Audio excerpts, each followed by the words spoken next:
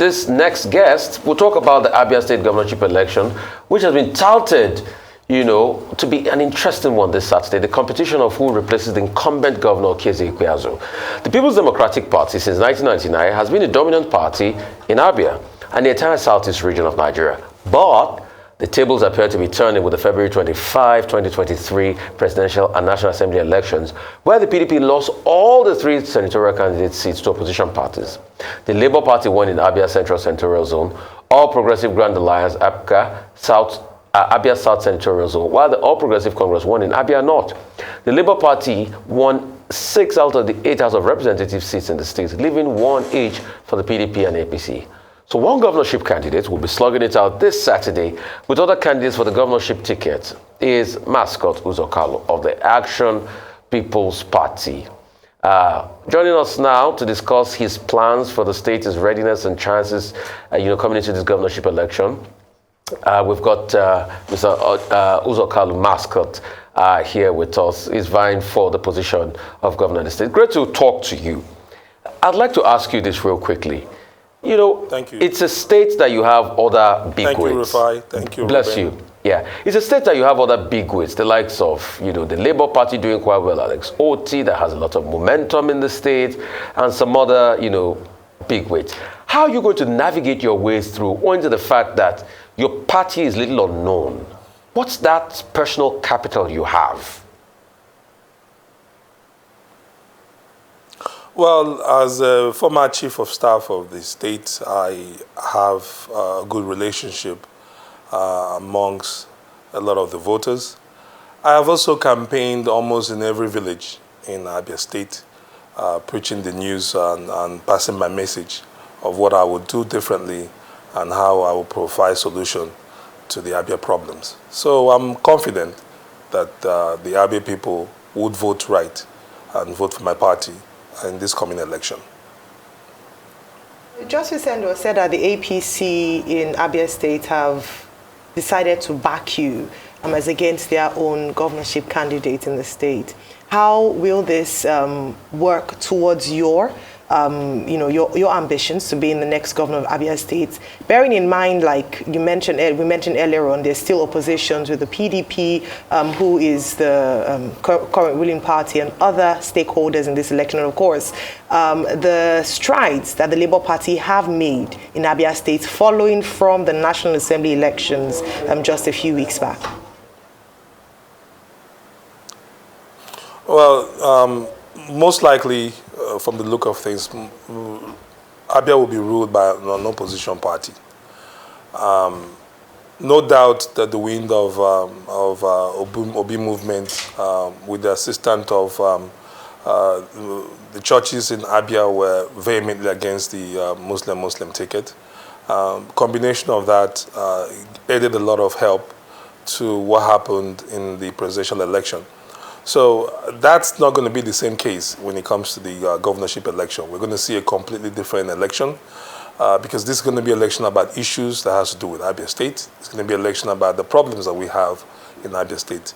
It's going to be an election that has to do with who has passed on the message. The Abia people are looking for a younger, more vibrant candidate who also understand how to deliver for the people. And I fit the profile of what the Abia people are looking for. I've also canvassed my campaigns to almost every local government, every villages, all the villages in Abia. I've gone into them, I've spoken to the people. And so I am the most prepared. I've also been the most canvassed candidate in Abia State. So yes, I'm coming with a quite unknown party. But there's no local government that you go into that we're either not number 1 or number 2 or number 3 at the worst case. So we've done a good job taking an unknown party in the last 7 months and bringing it to become a frontliner within 7 months. So we've done an incredible job and giving the household name parties a run for their money. So we have a momentum, and that momentum we believe will take us to the cross line.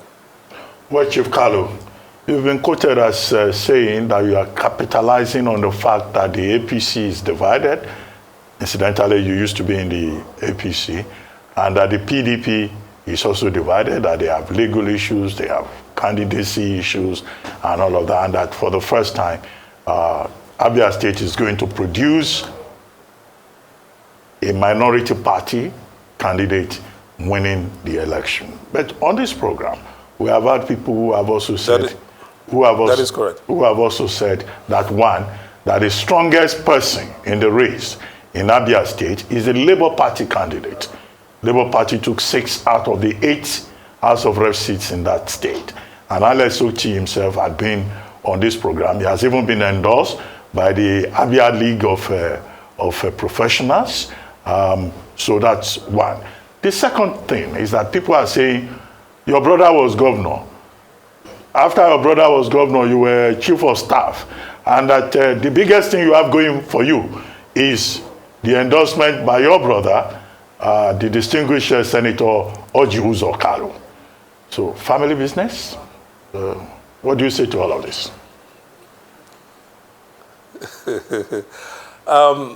Well, the main thing is that I'm capable. I'm capable to rule. I'm capable to run the state. My brother being a governor should not stop the fact that I want to run, that I have things I can do for the state.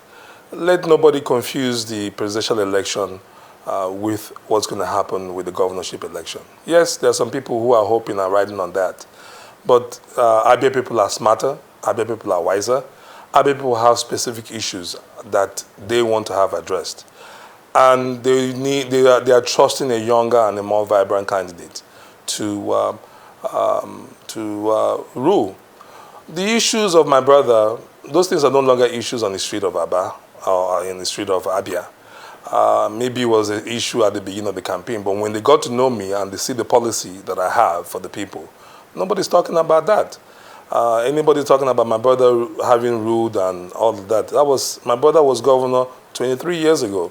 He left Abia State government 16 years ago. So that after 16 years, that a member of the Uzor Kalu family should not come in and vie for an election. It's not the same thing as my brother leaving government immediately and trying to make me governor. It's not the same thing. And my brother is not the only endorser, like you put it, of my campaign. I have been endorsed by various political parties.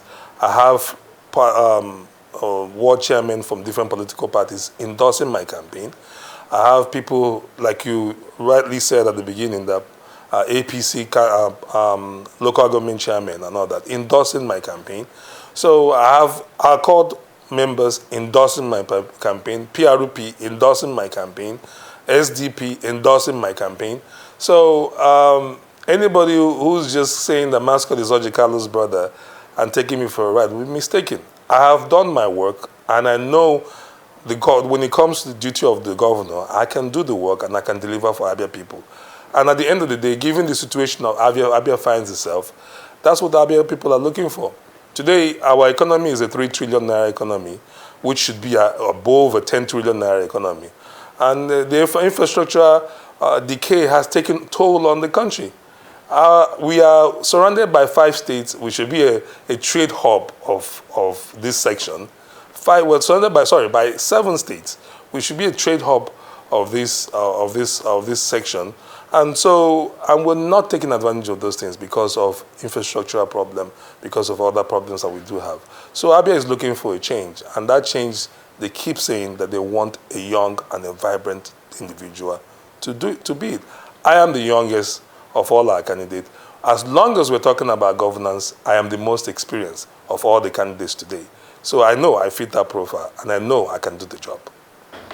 Okay, let's interrogate you on this, your talk about experience. Experience so much to solve the burgeoning debts, the fact that you have served in government at some time and Aba is still the way it is with no public resource possible ever, sanitation conditions very poor, water problematic, and the degradation that is going on in Abia. Now, Abia is punching way low below its weight. So what is the experience you have to be able to tackle these issues? 1, of debts in the state. 2, create opportunities. 3, to be able to have sort of like an urban regeneration of Aba, which is supposed to be an industrial hub, but is now punching way below its weight.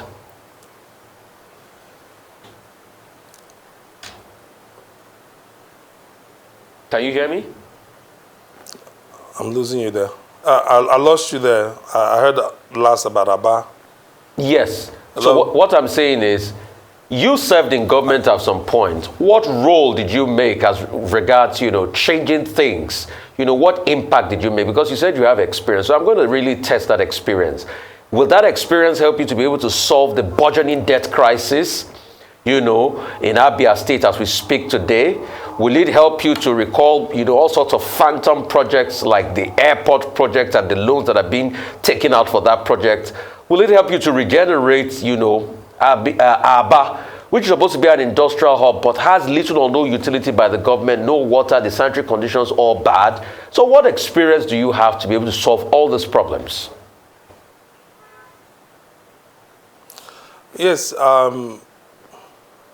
I have the experience to, like I said, to do it. I'm a former investment banker, a former stockbroker, a former chief of staff, and today I'm a businessman with different areas of range of businesses interest. When I talk about experience, I talk about experience in understanding the public sector and understanding the private sector. No other candidate has such combination of experience. From day one, I will be able to start solving problems. When you talk about the debt profile, we will be able to sit down and look at the debt profile, what the debt profile is, and how to provide solutions. I am a former banker. So when you're talking about debt and all that, I used to be... What's the debt profile of Abia State currently?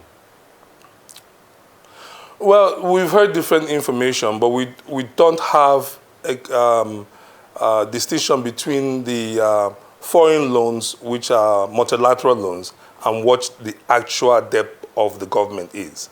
I've gotten figures from 70-something billion to about 100-something billion. But that figure includes the multilateral loans, which sometimes are like 30 years, 40 years with like 0.2% interest rate. So, and the payments of those are quite low.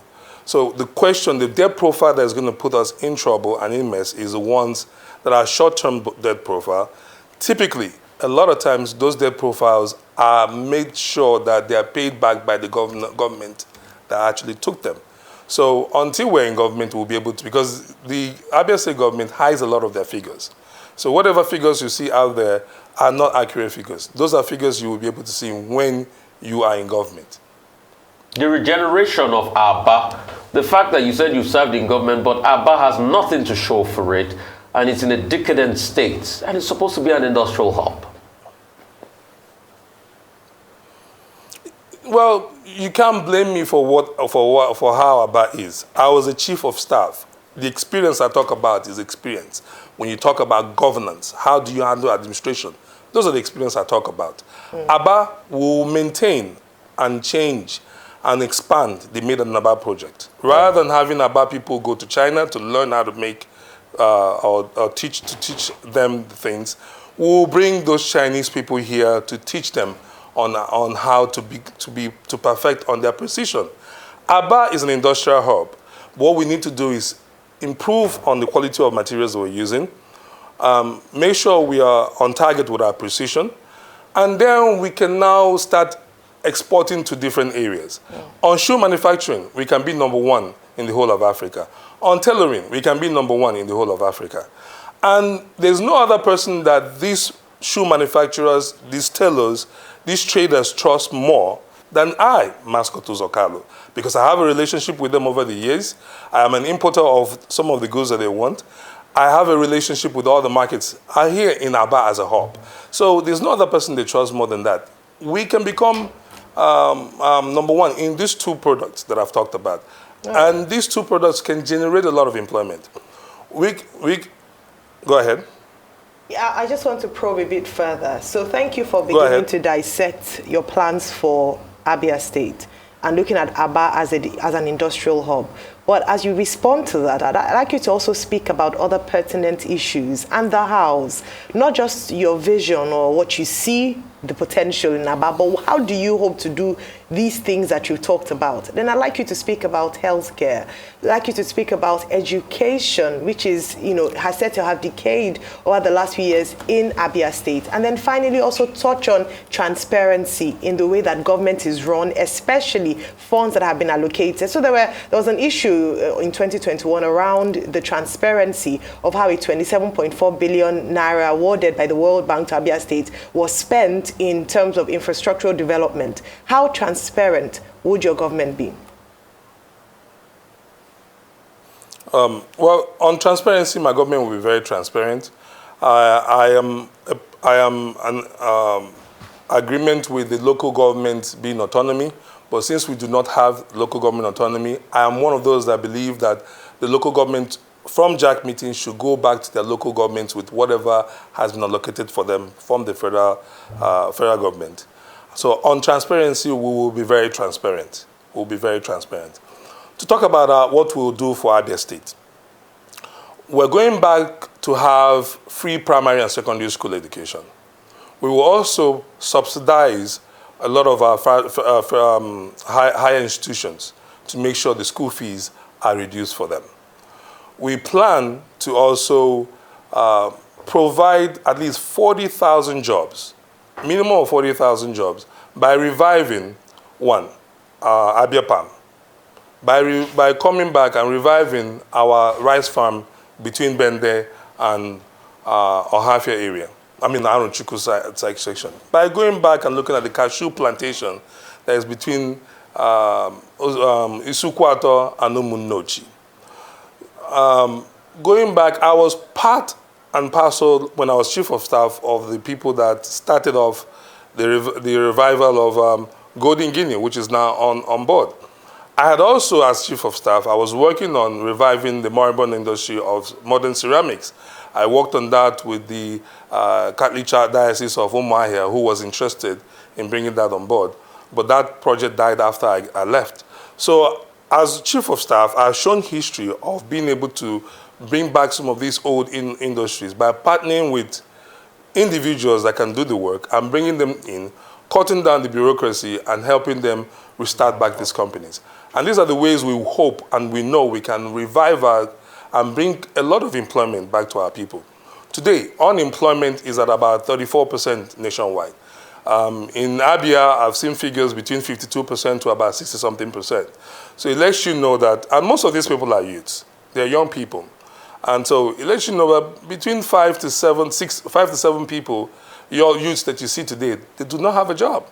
So our goal will be to push for unemployment to be reduced. Our goal will be to make sure we are pushing for jobs to increase. One of the times I was campaigning in a road called Port Harcourt Road. I was there when Coca-Cola shut down because of the bad roads in Port Harcourt Road. Uzor Kalu. Infrastructure, go ahead. Yeah, we're running out of time. We have less than a minute, actually. But I thought it would be important to ask you this question. We've been speaking to other candidates also. But you all sound as if Chief Okezie Ikweazu is not a major factor in this election and that the PDP is not even in the race. Is it that the incumbent governor, who is leaving, of course, doesn't matter in this at all? He has lost influence completely. What do you think about him, briefly? No, I can never say that the opposition party does not matter. I am telling you what the voice and the mind of the voters are. The voters want to see a different government. The voters want to see a younger person. They want to see somebody who can trust, that can do the work. And based on that profile, I feel the profile of what the voters are looking for. Like I said before, the two major parties, APC and PDP, have issues. Their candidate for the PDP is less than about a month old to the polls. So how much time has he had to actually been able to canvass and move around? So we know that the voters I fit the profile of what the voters are looking for. I have passed my message. I've driven my message across the whole section of Abia State, and I'm confident that they will vote for me come this Saturday to take over the leadership of Abia State. Okay, thank you very much, Chief Mascot Uzor Kalu, for joining us on the morning show.